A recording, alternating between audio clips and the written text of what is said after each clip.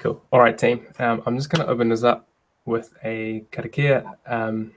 So kina tātou. Whakataka te hau ki te uru, whakataka te hau ki te tonga, kia mā kina kina ki uta, kia mā taratara ki tai. He hi ake ana te atakura. He tio, he huka, he ho hu, ti hei Māori ora. Awesome. Welcome everyone to this awesome webinar. We've got some lovely people here with us today to talk about this, the work that they've been doing in the early years space. And it is just a privilege to have them, to be able to work alongside them and to support them in how we can. So we've got Anita Mortlock, Michelle Whiting, and Alexandra Owens of the Porirua Collective who will be presenting to us today. So I'm going to hand the rako over to Anita to do the intros. Oh, thanks, Nish. So yeah, I have been really blessed and deeply humbled to be able to hang out with these beautiful people for years now with this wonderful project that EPIT has funded. And during my day job, I work at Te Heronga Waka, Victoria University of Wellington. I live on the Kapiti coast, and yeah, I'm just really passionate about this topic and really passionate about these beautiful people on the project. So thank you. Yeah, handing over to Michelle and Alex. Okay.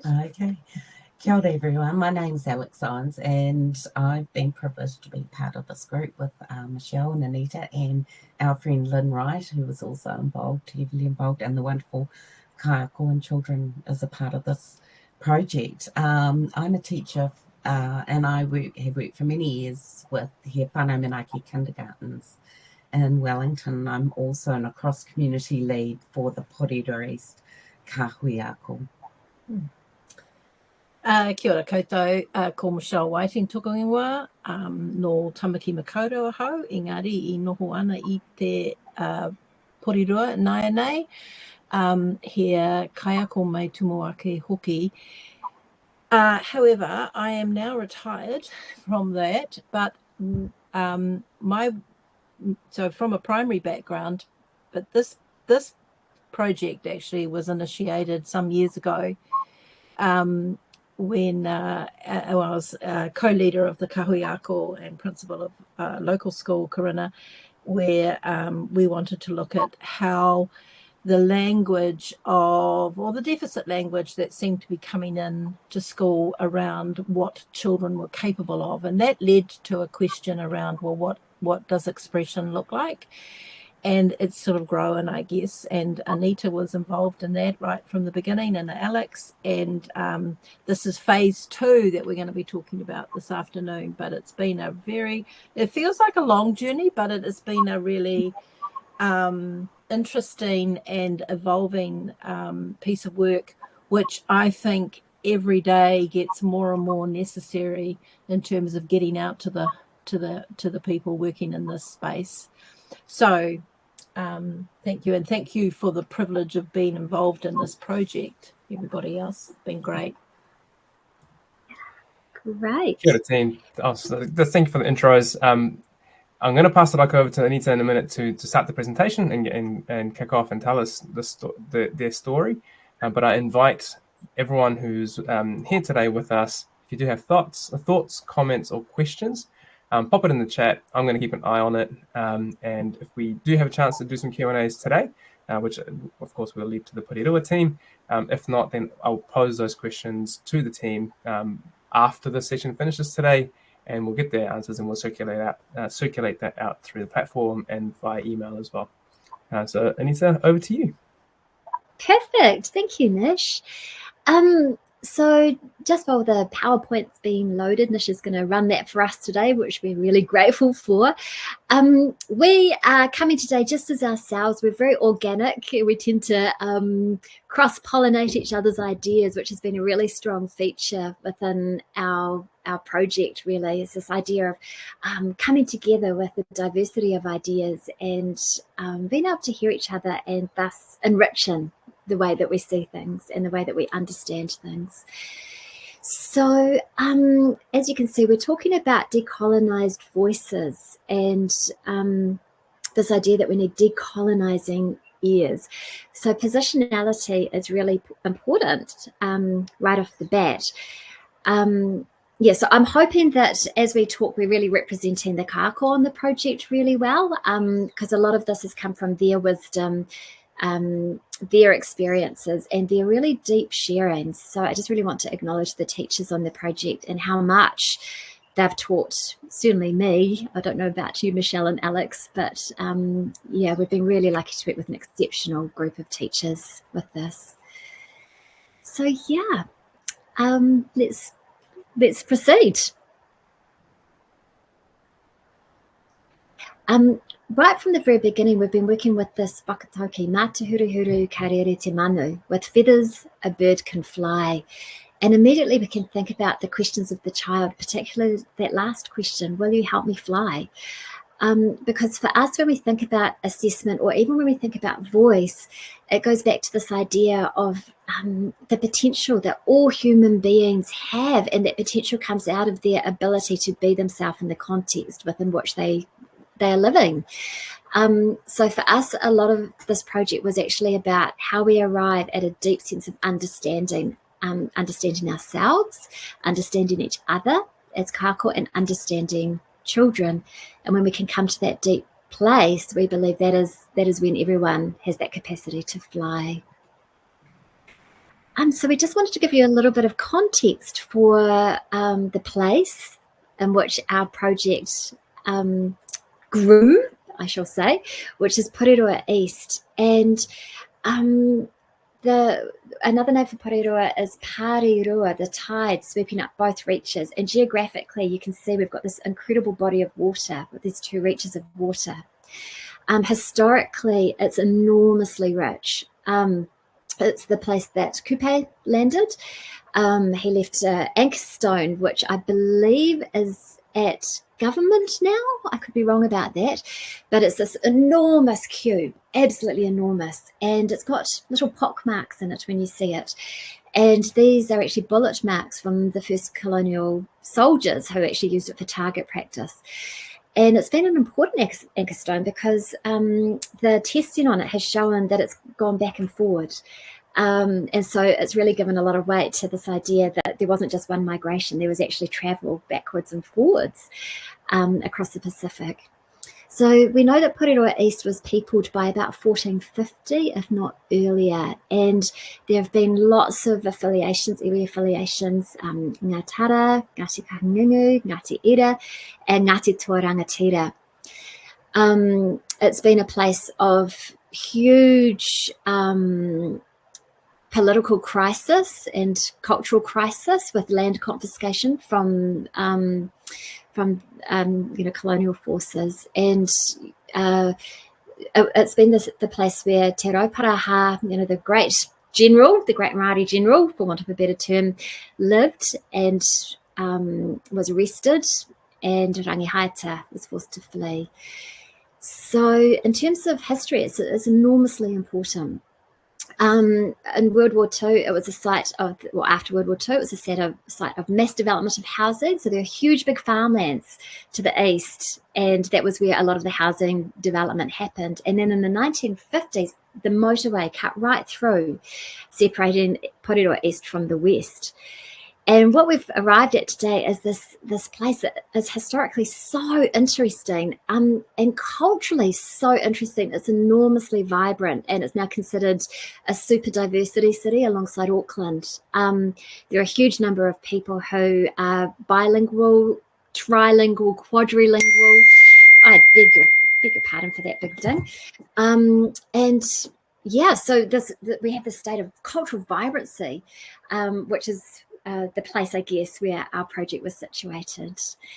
Parts of Porirua East are facing, communities facing poverty, and there can be a lot of deficit conversations around that, but there's also huge strengths that come out of Porirua East, and it's been really important for us to constantly put those on the table, because they are there and they're real, and you don't find some of those strengths in other places.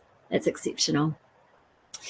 So in terms of our project, it's got a little bit of a lineage. So right back in the 1990s, the Porirua Action Group for Education started, which was a cross-sector group that really wanted to start drawing out those strengths and how they were being expressed within the education sphere.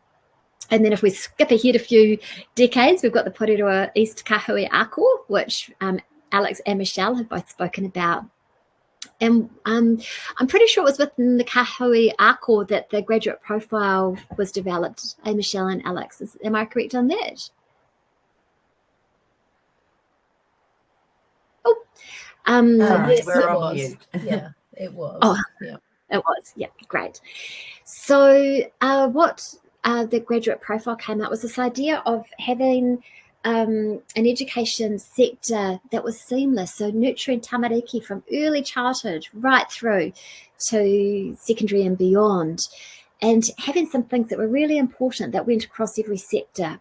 And there was a huge amount of consultation and hui and things that happened as a consequence, but voice, action and identity were three of the things that really came out of that. So when we started thinking about children's expression and we started thinking about storying and we started thinking about learning stories, obviously voice, you know, you can immediately start thinking about the importance of voice, but actually action and identity became really important alongside that. So that led us into a TLIF, a teacher-led innovation fund about children's expression, which we worked on with Lou, which was really, really lovely. And that was cross-sector. And then that led us to phase 2, which EPIT beautifully funded, where we started to look at this notion of voice using storying. So we actually started off with a holistic model of expression, and that was very, very rich. And we wanted to bring that into our work with voice and our work with storying. And so you'll kind of see this idea that interwoven through all of it is this idea of holistic expression, but we had so many tensions that came up along the way. And so rather than kind of give you these stories that we arrived at, which you can see in our booklets and podcasts that Nish is going to launch for us tomorrow, we wanted to kind of talk about some of the tensions, I guess, or behind the scenes stuff, because you'll get to see the other stuff as it goes up. But with the behind the scenes stuff, one of the first tension we had was this idea of wanting to write in really wholesome credit-based ways and keep it real. And so some of the things that we had was actually, what is voice and according to who? And in one of our early books in the series, you know, we've got some really lovely things where the way that children express themselves could actually be quite troubling to teachers. In fact, there's one that I wrote where I was quite troubled by a child's expression. And so part of it was actually stepping towards that and saying, actually, whose stuff is that? And often it was our stuff. It was our stuff and we had to own it. So for that reason, the true voice and engaging with it can be challenging. And it's not because the children are being challenging. It's because we're challenged by our own preconceptions about what is legitimized and in the space. And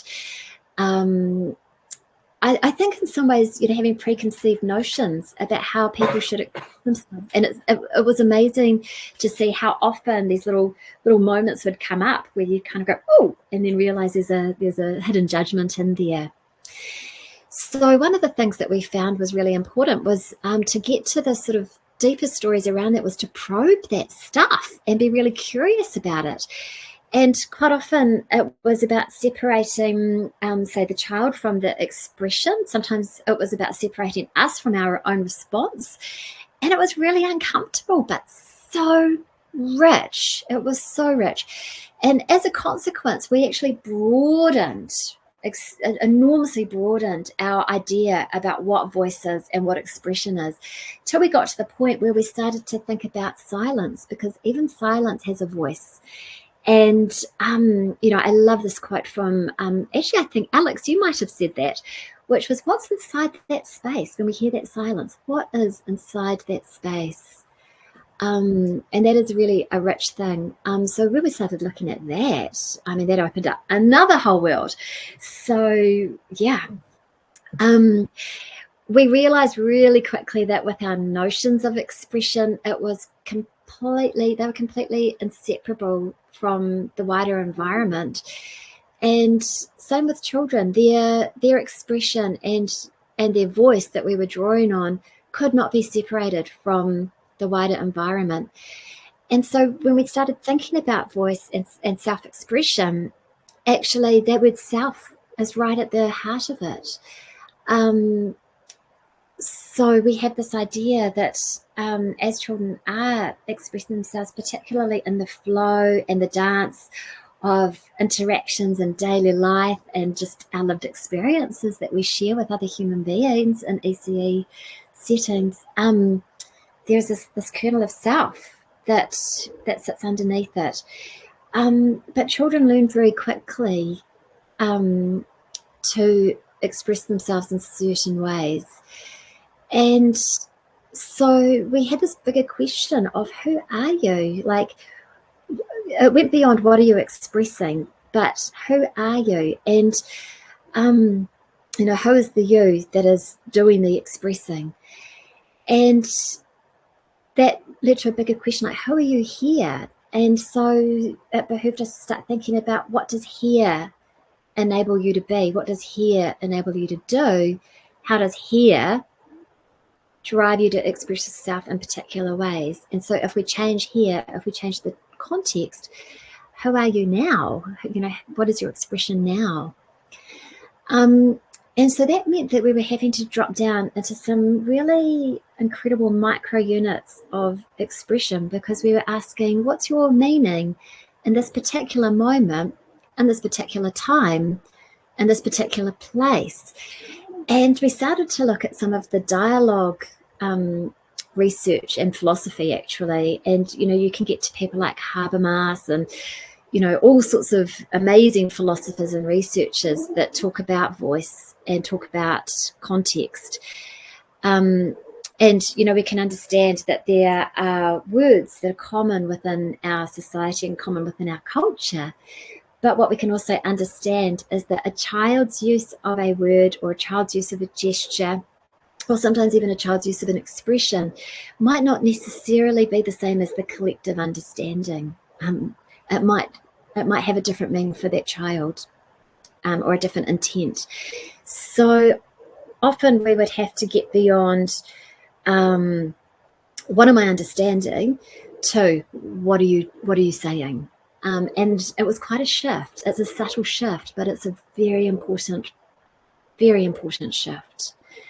And I think that shift spoke to the teachers that were involved very naturally, because if I think of the group that we were working with, understanding what sat in those silent spaces and that connecting point between what children were expressing and what teachers were interpreting, they got it. So they were really, really highly skilled because of their own selves. So it brought them into that self picture and that part of that dynamic. Yeah, absolutely. Yeah, no, I agree, Alex. Michelle, did you have anything you wanted to add at this point? I realise I've just gone blah, and I'm doing it. No, I think there were the magical statements that either children made or teachers made about something that they had observed. That just was the research in this. Basically, it was what they said. But I did just want to go back a little bit to say in the demographics, the thing around Porirua is 35% of the population is under the age of 24. We have a massive number of young people, and so that whole thing around voice is in action and identity is incredibly important, particularly for this community.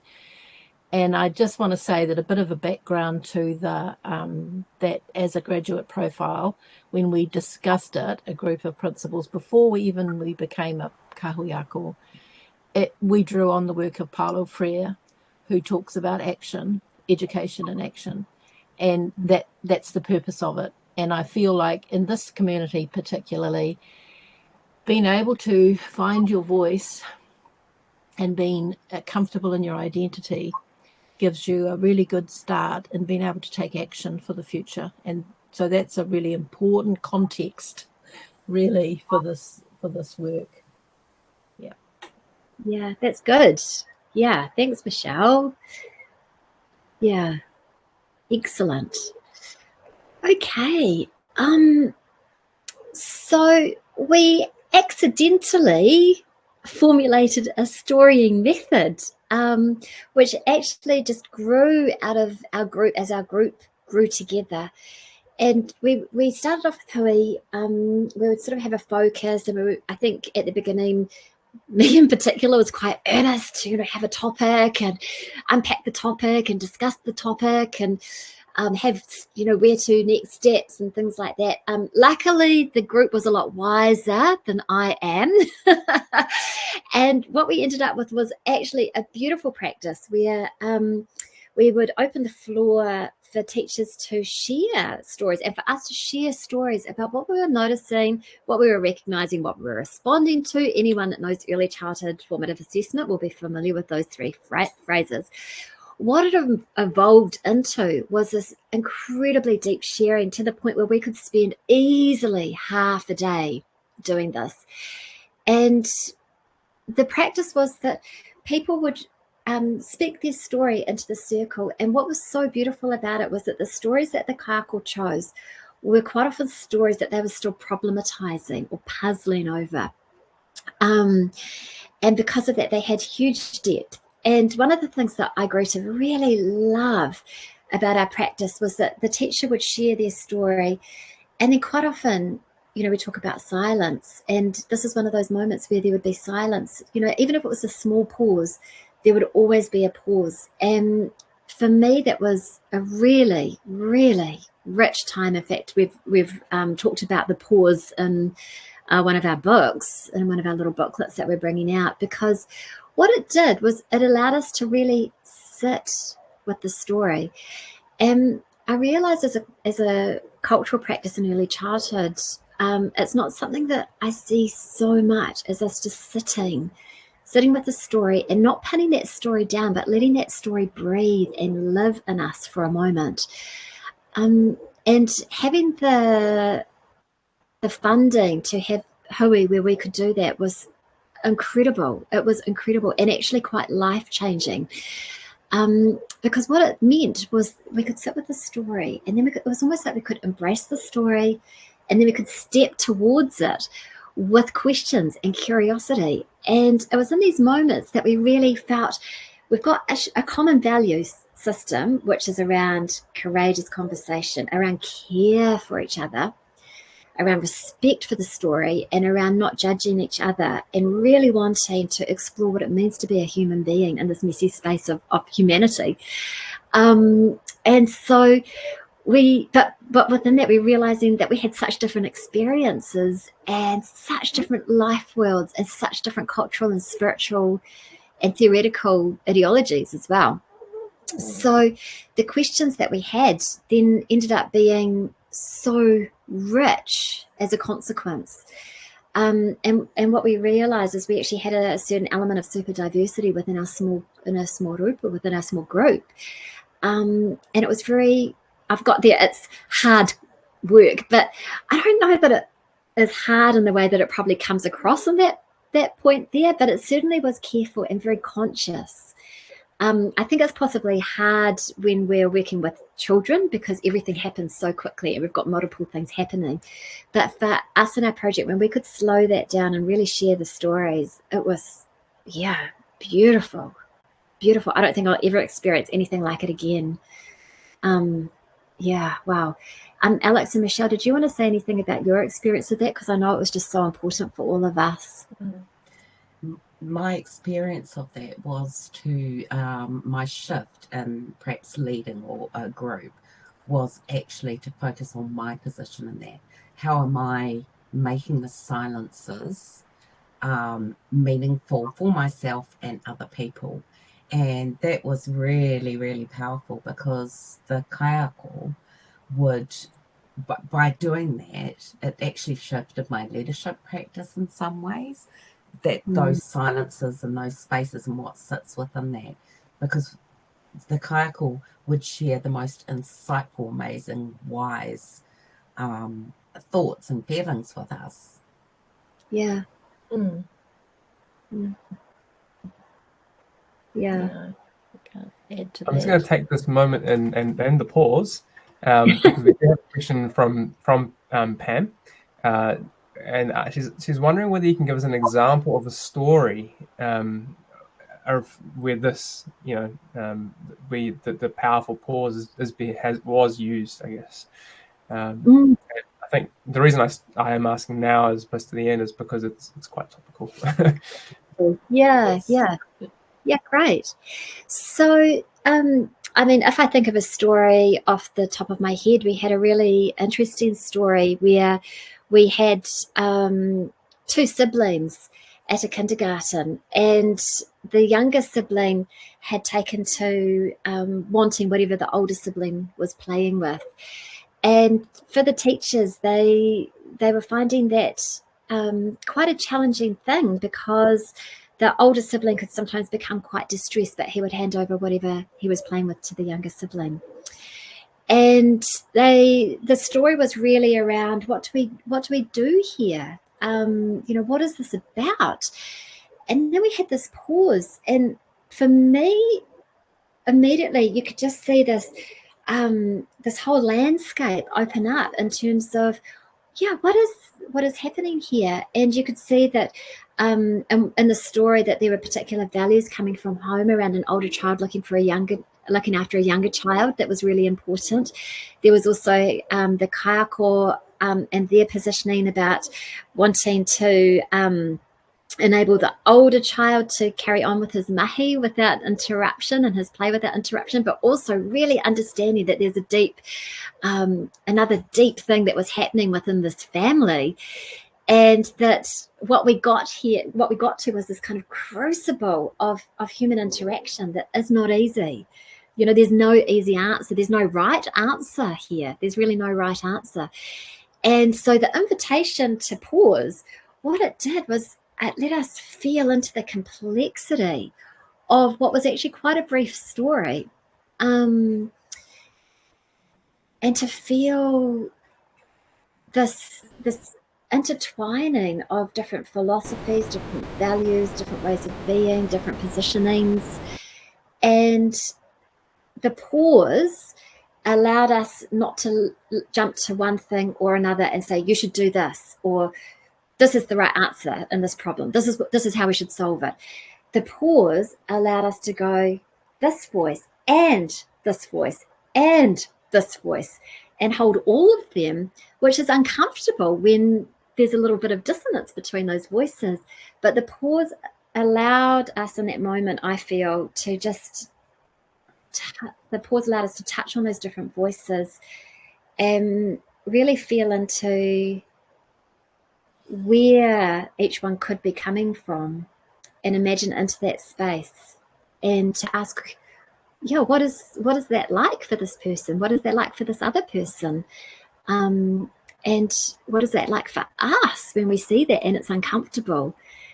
And so immediately we get to this place of deep complexity, which is uncomfortable, uncertainty, because we realize how much we don't know, and a sort of ease with that not knowing. Yeah. Does that make sense? I don't know that was the best example, but yeah. Does it include also those children who don't speak verbally, that have a way of sharing their their expression, and it took particularly I think perceptive teacher to observe that over time, and they had the silent interaction to the point where that they knew each other and trusted each other, and eventually that child started to speak. But it took a long time, and not many other people, I got the feeling when this teacher talked about that, really appreciated how important that was for the child. that they didn't have to speak. They just had to, they just learned to communicate in a way that then felt safe. Yeah. And there were multiple examples of how the kāko, when they sat with this knowledge and were able to go back to their kindergartens and almost have those silences and what sits in between validated, so they felt confident in trying different things. I can think of another example where one of the kāko was describing a very young, very new child that was communicating solely by facial expression, and this kāko, I suppose, it responded to that, and the wee dot went off happily and played. Now that's very powerful. There were no words, but the validation of participating and having the time and the funding to be able to sit as a group and actually talk this out and say, actually, that's really, really valid, was really powerful and had good outcomes for that wee girl and that teacher and the teaching team. Aroha, I'm really sorry about my dog. She has a little bit of dementia and she's just barking at herself, so I'm just going to sort her out. But I'm really sorry. Normally she just sleeps at this time. Can I leave you two to talk about courage while I go sort her? Sure. About courage? Well, I must say, if I look at the project and the courage that the teachers just showed to not only share what they were uncertain of, but also be able to try things that perhaps are a little bit outside of what we usually do. We had a number of these teachers were very brave and tried things and shared that with their teaching teams as well. And that actually takes a lot of thoughtfulness. It also takes a lot of courage to be able to do all of those sorts of things. And if I look at the confidence in our kāko from the start of the project to the end, it had increased significantly. Yeah. And part of that too was how we position mistake making. And I think we didn't talk about mistakes because we got to the point where we could be like, oh, this thing I'm really struggling with, or this is a thing where I'm really uncertain about, or this is what I did and I'm now thinking I could have done something different. And when we started thinking about the child's voice, for example, and that the act of slowing down to really tap into what that means, that just opened up a whole realm of really complex stuff. And it wasn't always easy to talk about, but I think we had such high trust, and that was a really important thing to the success of this project was that trust. Yeah, I think it's easy to be brave when we've got high trust, personally. Yes, thank you for being patient with my dog. So another thing that was really interesting for us is also around voice, because the teachers on the project are so beautifully humble, and so it's somewhat of an ironic thing that we're doing the talking as a sort of research team and the kāko are not, but one of the things that has been really important for us is to really look at what they had to offer and just go, this is really, really amazing stuff. And the more we thought about it, I mean, we were so lucky to work with Nish and Lou, because what we started off with is we were going to have an interactive website where people could click on different parts of our model and have the learning stories there and vignettes there, and they'd be annotated and all of that. But the more we got into it and the more we realised how complex and rich things were, the more we kind of started to question whether that was the right way to go. We also started to get quite worried about some of the stories because we wanted them to be real. And there's so much strength and amazing stuff in there. But we did start to worry that if someone came to the website and just clicked around in a really piecemeal fashion, that what they might see is the poverty, what they might see is, you know, some of the deficit things there. And we felt a real, well, you know, not in the community, but, you know, within the stereotypes that exist in society. And we started to feel quite anxious about that. So we wanted to change track, and we did quite an abrupt 180 or a 90-degree turn. I don't know what that would be. So Nish and Lou, thank you very much for your equanimity there and just kind of stepping towards us and saying, okay, so what is this about? And, you know, really supporting us in that. We're really grateful to you for your flexibility and your support for our sudden change in direction. But it was one that felt really good to us. And so what we actually decided to do in the end was have the teachers talk for themselves. And so we've got recordings of some of the dialogue where they're talking with each other. We're there as well. Some of the conversations are pretty funny. Some of them are really earnest. And then we thought, well, that's really great. And then we were listening to them, Alex and I were listening to them, and we were talking about them, and we suddenly realized that because we had become so used to our group and so used to our little community of dialogue, there was so much in there that we took for granted that outsiders couldn't possibly ever see. And so we have the podcast, we changed the format of the podcast so that we do have the kayako talking for themselves, but it's front loaded with Alex and I talking at the beginning and the end, because we wanted to draw out things for people who are outside of our community. It made us really appreciate that sometimes the richness is not accessible to people outside the community. And that is, I think, a reality for a lot of stuff in this voice space. Is like, I hear you, but actually what does that mean and what's relevant about that? Because it's nuanced. A lot of it is really nuanced. So yeah, we just really wanted to balance the beautiful humility of the kayako with what we were understanding in their words, and make that more explicit and visible to people who are outside of our rōpū. And again, you know, how exposing for those kayako. And we are really humbled that they let us do that. But it also started to get us thinking about this notion of insider and outsider status. And, you know, we could notice that in our work with whānau and our work with tamariki as well, which is when you make a real effort and a real investment of time and respect in trying to hear those voices that are marginalized, that are, you know, forced on the outside, and you get to a point where, I mean, you'll never have an understanding of what that person's life is like, but you'll have some kind of connection or some kind of bearing, I guess, in their landscape. They're no longer on the outside, and that was quite a really amazing thing, you know, because suddenly you can't make decisions and have those voices invisible. It's impossible to do.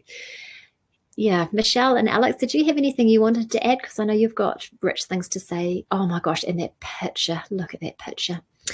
Yeah, did you have anything you wanted to say about that insider-outsider?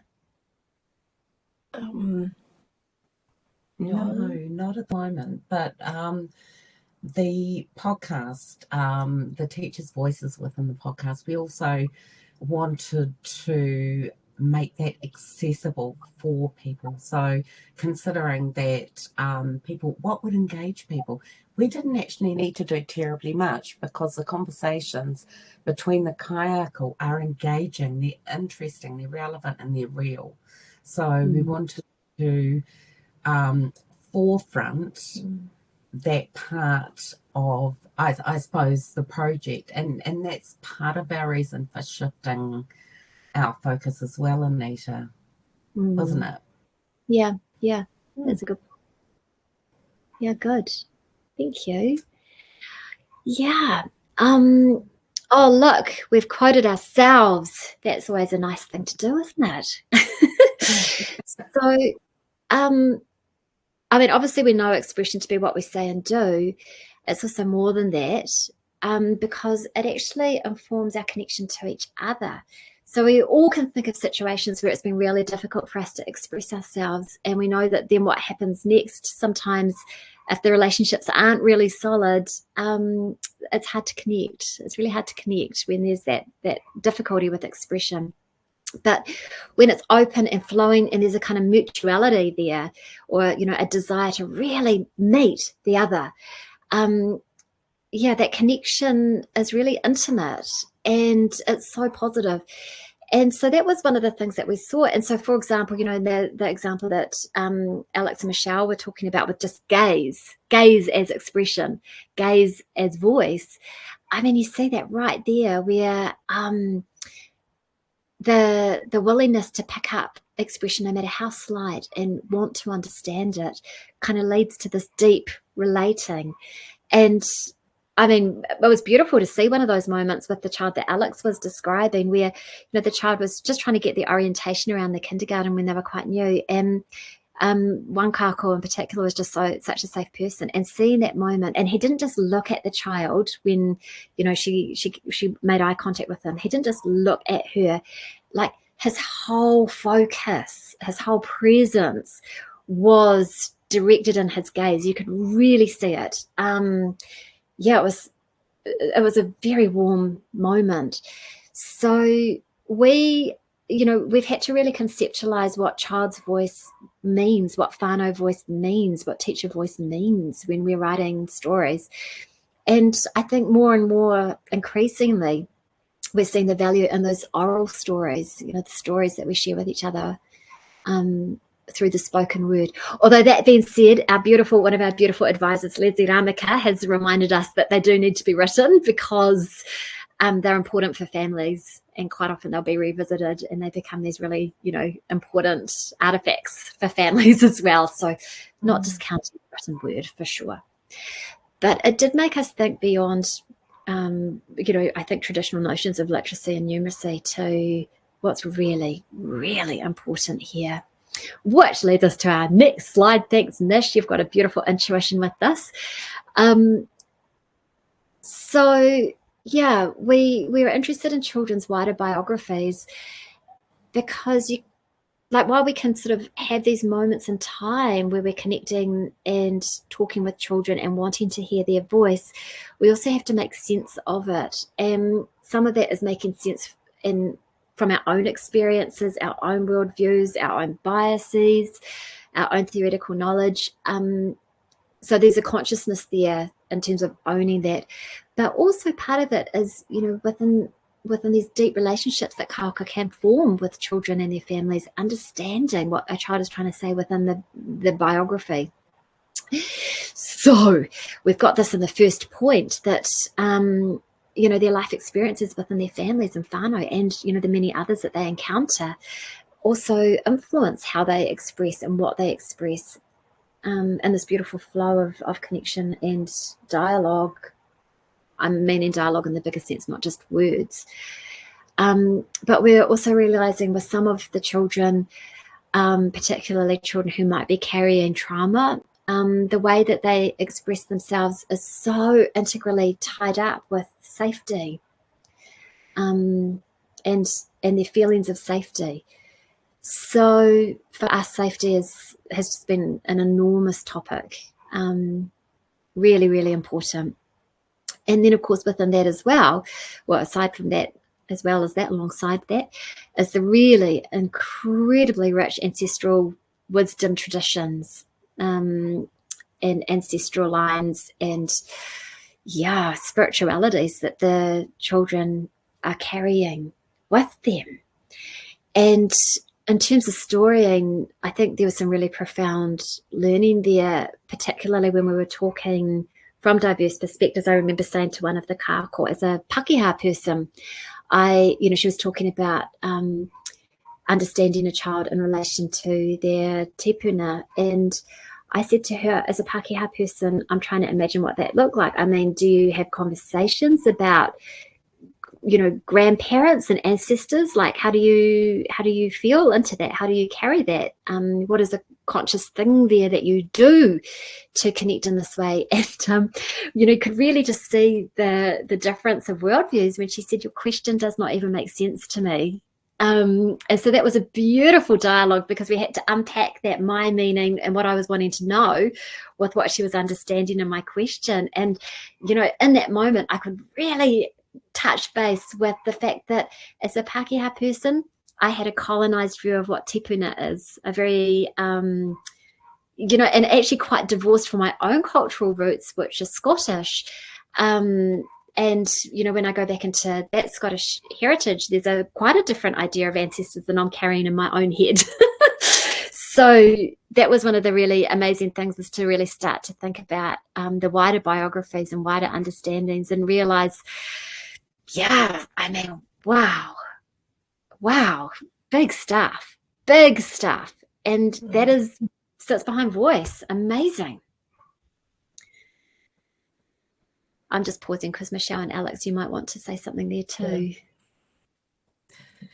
No, I'd certainly hold that, but I really love the connection between the decolonising voice needing a decolonising ear, and the two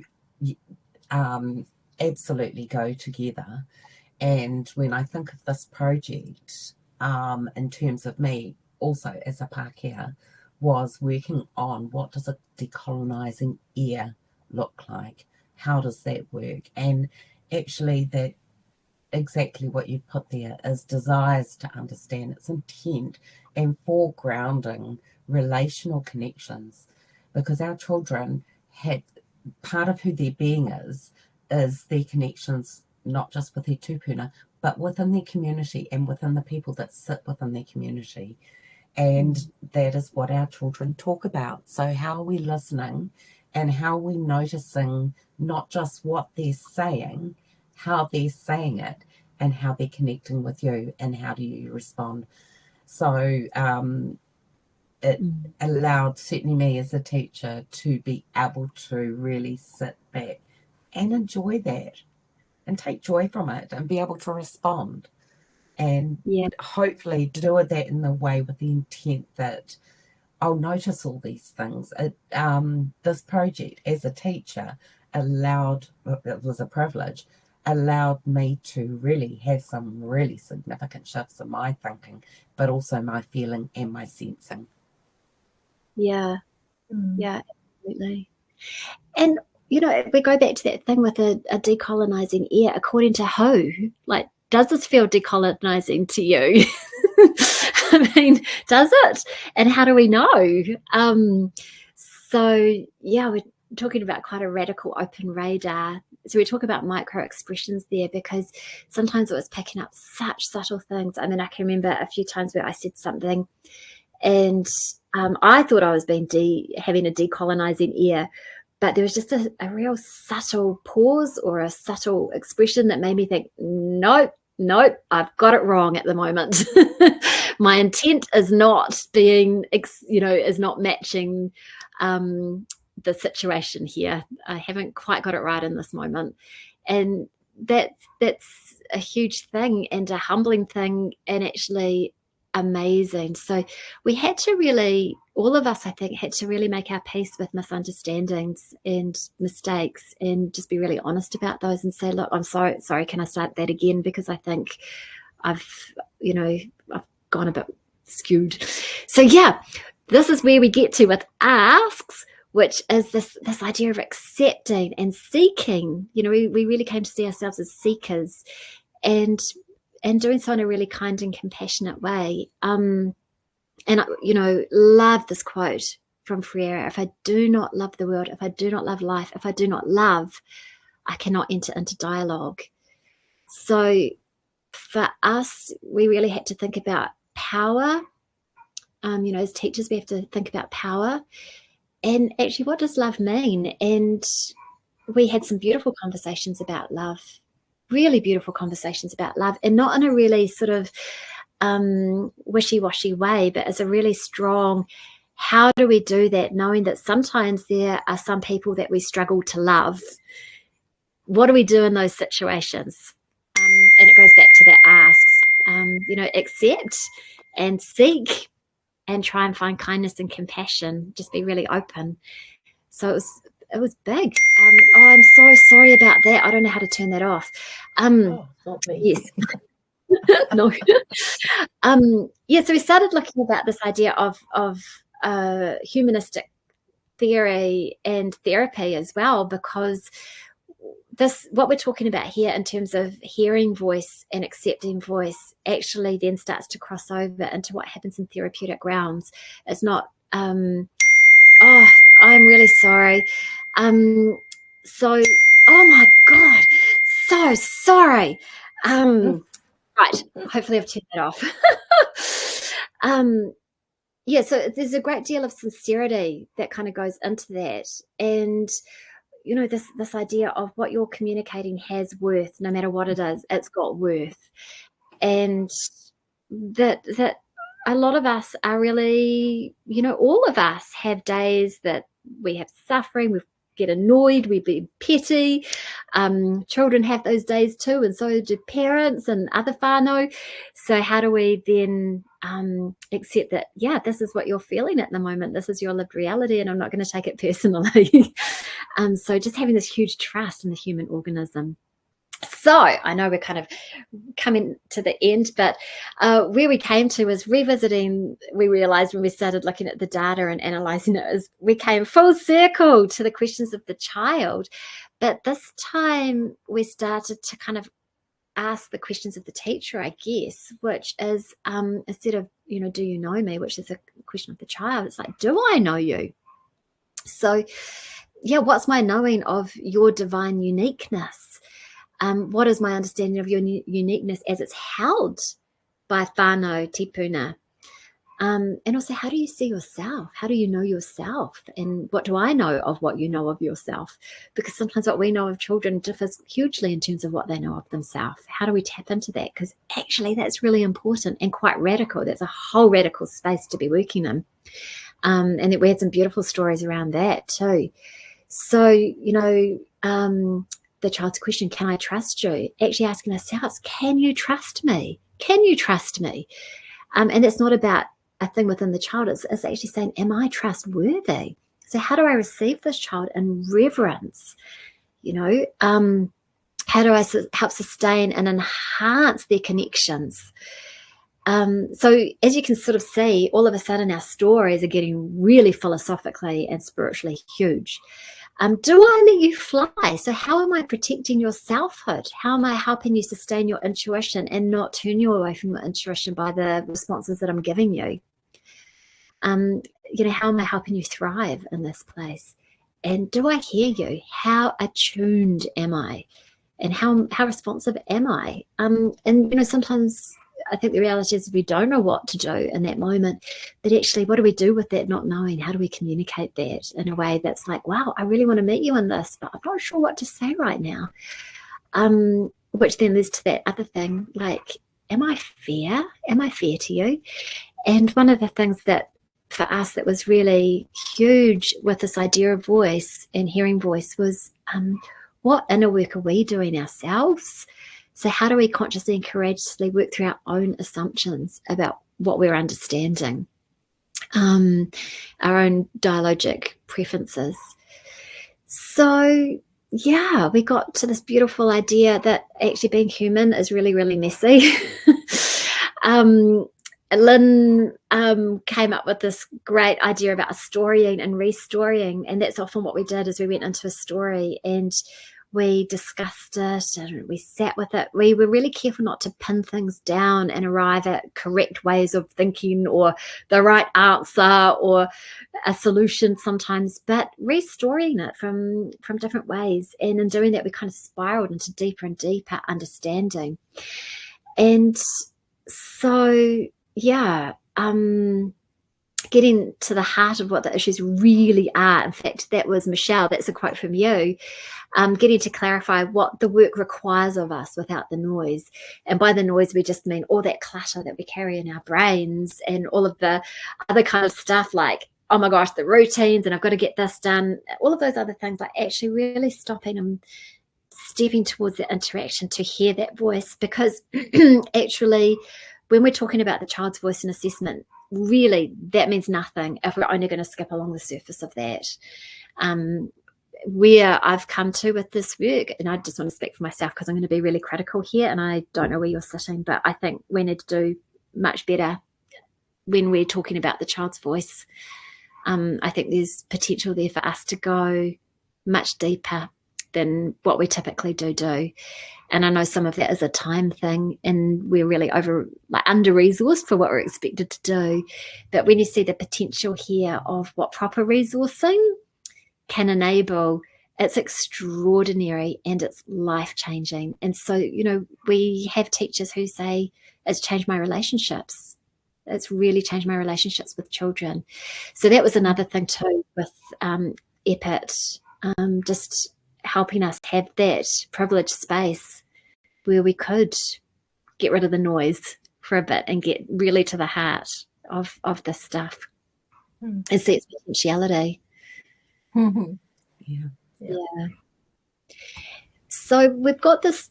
We've got a few quotes that I think came to be quite meaningful, and this is one of them, which is listening with the heart, not just the ears. And when we can do that, there's a voice that doesn't use words. And I mean, it's such a beautiful, beautiful quote. Another one that became really important for us was to sit with the story and wait for the wisdom of the whole to emerge. So the whole of the story, but also the whole diverse way of seeing the story with these different voices that come in and make sense of it. And there was a wisdom of the whole that always emerged, always, no matter how brief the story or how on the surface it seemed really simple. There was always something wise that sat underneath it that came out. So yeah, hey Cornet, here I am. That was awesome. Yeah. Oh. Sorry, I just want to say thank you, Anita and Michelle and Alex. That was awesome. And always, you know, it is such a privilege to not just hear about your work, but just to be able to listen to you guys speak about the work that you guys have been undertaking and share your experience and wisdom. Michelle and Alex, I'm going to throw that back over to you if you guys have any closing comments or things that you'd like to leave us with. And then I'll just announce, you know, about the podcast and things, and then we can close out. Yeah, I just wanted to say that, you know, although it seems a little perfunctory, the fact that this piece of work could be used to create a conversation between teachers, amongst teachers, in a kindergarten, in an early childhood centre, and or a primary school, and or a secondary school, for people to check their biases, their inherited scripts, that was the word you used, Anita, and other things that we know exist in terms of this, you know, Māori research around Māori order and, you know, the divine spark of children and how we sort of squash them continuously in education. But this is a piece of PLD that's really simple that people can pick up, so long as they follow the guidelines in the books in terms of how to have that conversation, that it isn't a, you know, threat for anyone to do that, but those are the sort of conversations that need to happen in learning centres of any kind, actually. So I feel, you know, I'm hoping that I will be involved in some of those conversations, but just will be another phase of really testing whether that actually helps people shift their thinking. Kia ora. Yeah. And I don't have anything further to add other than to just reiterate that the strongest voices in all of this, it's we three are talking, are the kaiako and how they respond to the children and what happens for them. And that sits with it in different ways within the podcast that are really real to listen to and pretty easy, and the accompanying information. So like Anita said, it was only that we were able to receive funding that our teachers could sit down in a room and unpack this important stuff for their tamariki and their community. Kia ora, team. Thank you so much. And thanks again to everyone who was able to make it today. as well. I think this time slot obviously does work, which is awesome, which is we're hoping for. So in regards to the content that's been created, so there are 10 podcasts, and each one has an accompanying booklet and reading it's complimentary. And as the team would have shared, each one is a standalone piece, so you can just do the reading or you can just listen to the podcast. But when you do it together, they are complementary, and there is a lot that of content there that goes across medium essentially, which is awesome. And what we will do is we will be dropping weekly the podcast and the accompanying reading. And I'll send out an email. Well, won't be me, but there'll be an email notification that goes out as those podcasts and content is dropped. So just keep an eye out for that. And having listened to a little bit of the first one, having had that share with us already, and having read the second booklet that will share with us, it's just the content's just awesome. So it's something that I know the team are very proud of, and it really does capture the voice of the groups that the team have worked alongside. So yeah, it is just really cool. And so on that note, thank you again to the three of you guys, the Porirua team, Anita, Michelle, and Alex, for sharing your wisdom, for going through this amazing process to create the content that we are now able to share out. So thank you. And on that note, I'm going to close this out with the karakia. Okay. Thank you. Thank you. Ka kite. Kia tau te manakitanga, ki runga, ki tēnei o tātou. Kia piki te ora, kia piki te māramatanga, kia hoki pai atu, kia hoki pai mai. Tūturu whakamaua, kia tina, haumi e, hui e, tai ki e. Thank you, everybody, and I hope you have a wonderful evening. Ka kite. Bye. Bye.